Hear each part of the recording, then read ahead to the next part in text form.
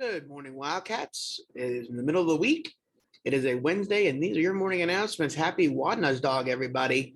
Let's get to it. All right, it is Wednesday, January the 12th, 2022, and these are your morning announcements. The mission of Westland Middle School is to reveal the genius of each Wildcat through a culture of joy, respect, and excellence. All right, let's get Wildcat ready, everybody. So first off, our masks are on. They're above our nose, below our chin. Our hoods are down, our hats are off. Across the board, hoods are down, hats are off. We're going to start doing some different consequences if we're continually put our hats and hoods up. So just we're trying to get Wildcat ready. We're trying to make you engage in what we're doing. Our AirPods are out of our ears.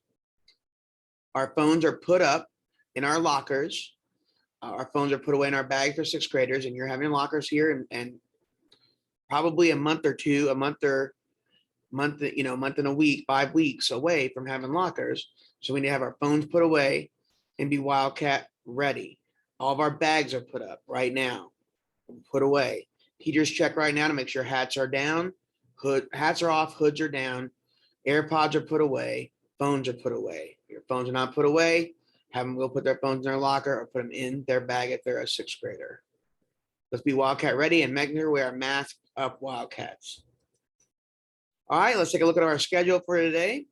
We are advisory, then periods 2, 3, 4, 5, and 6, and period 3 is our lunch period.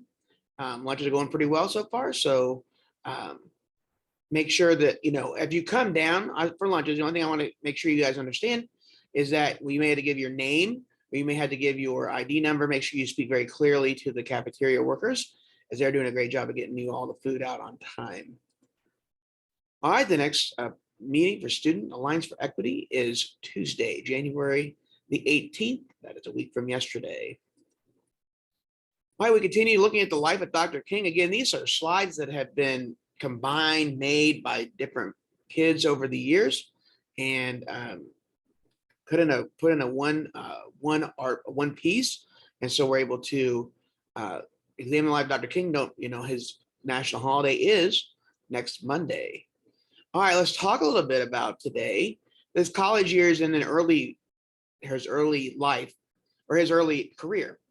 He received diplomas from Morehouse College in 1948, Crozer Theological Seminary in 1951. That allowed him to become a minister. And Boston University in 1955. And Coretta Scott and Martin met over the phone in 1952. Martin and Coretta were married on June 18th, 1953 in Marion, Alabama.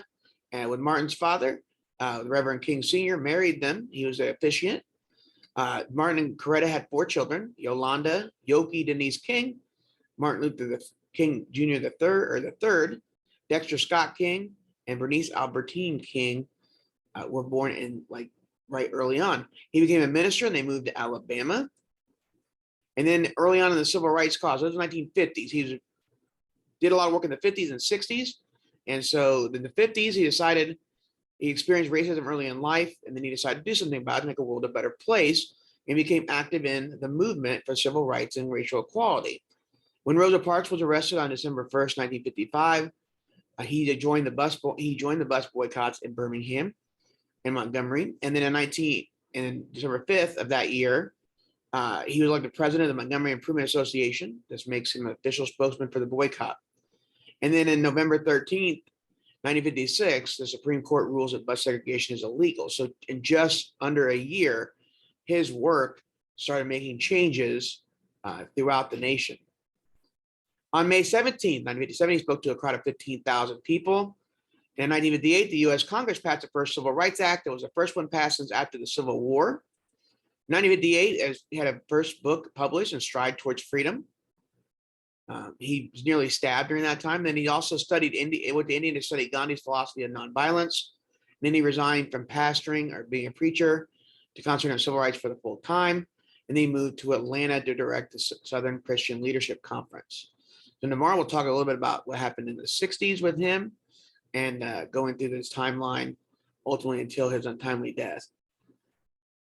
Going on to tutoring opportunities, there are no tutoring opportunities that we're not tutoring this week or next. We will try to kick that back up on January the 24th. When a teacher directs Wildcats just do it. All food should be in the cafeteria. No food should be eaten outside the cafeteria. Students, you need your ID at all times, especially in the cafeteria. We're working on that. Yesterday, our system was down to be able to print IDs. And all cell phones in your locker between 9:15 and 4:20. Let me take officially in a herd. All right, right after this is advisory for Wednesday, January the 12th. Sixth grade, second step, lesson 3, unit 3, lesson 14, what emotions tell you. Seventh grade, structured play activity, and eighth grade, circle of power and respect.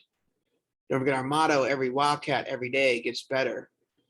Everybody, every Wildcat, have a great Wednesday.